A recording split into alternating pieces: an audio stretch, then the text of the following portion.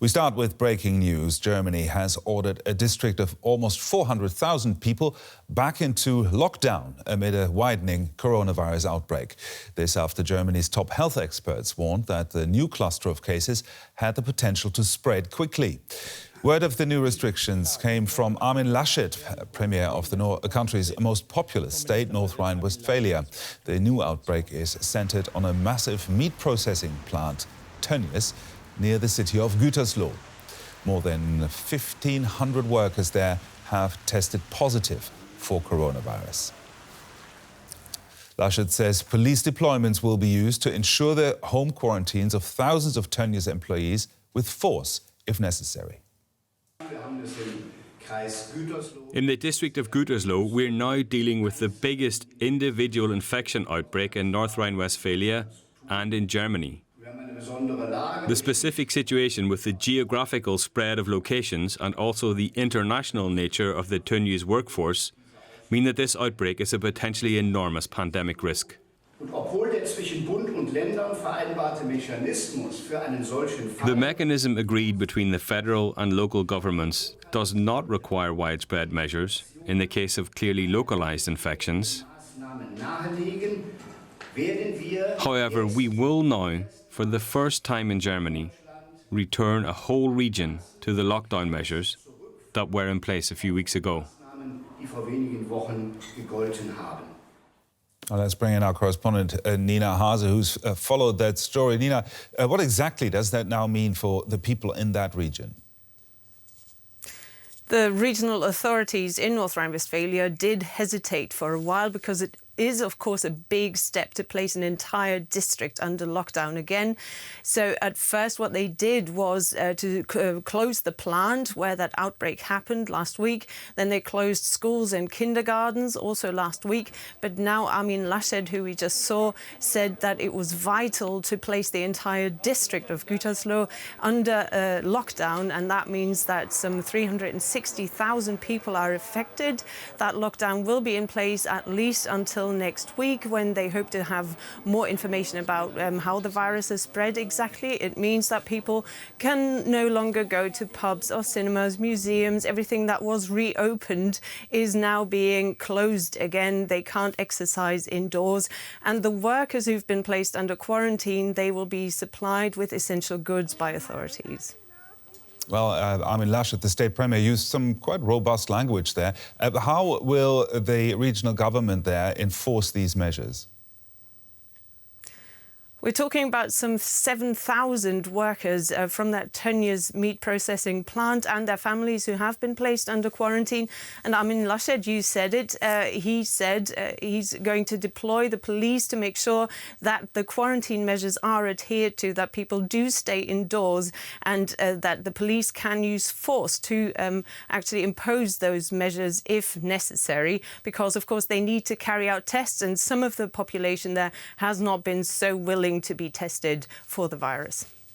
Well, the new lockdown comes after more than 1,500 workers at a slaughterhouse near Gütersloh tested positive for COVID-19. Let's have a brief look at how this whole story has developed. Police, medics and even the fire department have descended on the town of Rhine Westphalia to help stem a wave of coronavirus infections.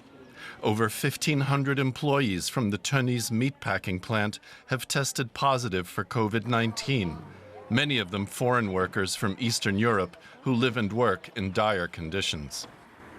Local activist Inge Bultschneider has been protesting the situation for years.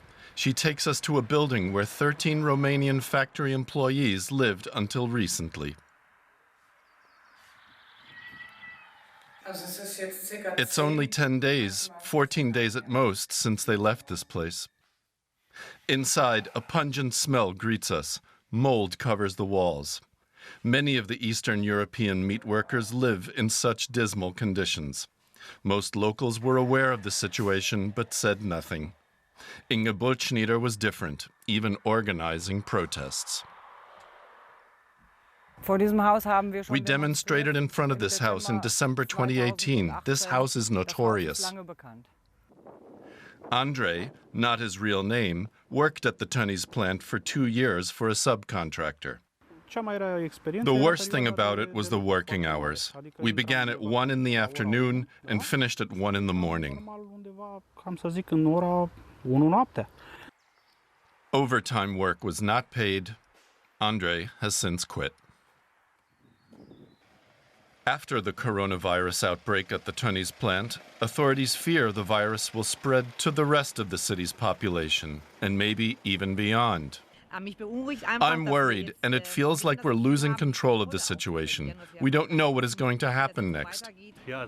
It's frightening how the coronavirus has swept into our area. We're afraid they'll close everything down here.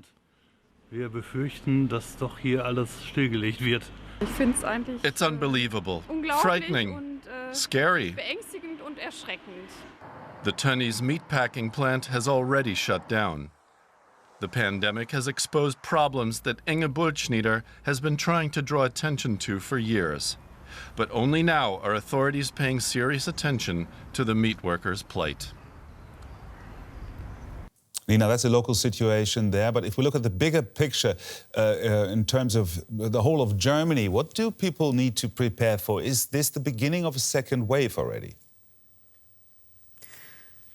Gütersloh is located in Germany's most populous state, North Rhine Westphalia. Some 17 million people live there. Of course, there's a lot of commuting between cities, and the authorities simply can't be sure that the virus hasn't spread and that the lockdown will be enough to make sure that the local outbreak really does stay only that, a local outbreak. And the president of the leading public health agency, the Robert Koch Institute, Mr. Wieler, said this morning that there is a risk of a second wave here in Germany, that he is optimistic that it can be prevented, provided that people do still adhere to all the necessary measures, like keeping their distance and adhering to hygiene, etc. But of course, that will be the big challenge for the coming months for the authorities, to make sure that people adhere to those rules while the numbers are still low, to still maintain that sense of urgency that the virus is still here.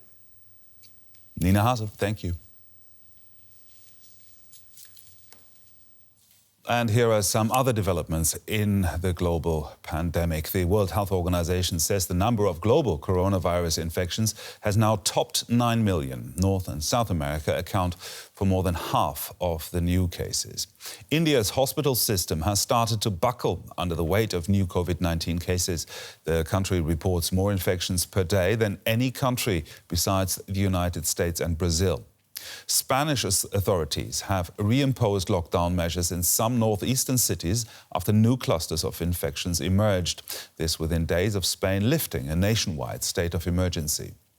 And for the first time in 75 years, world leaders will not be coming to New York for the annual United Nations General Assembly.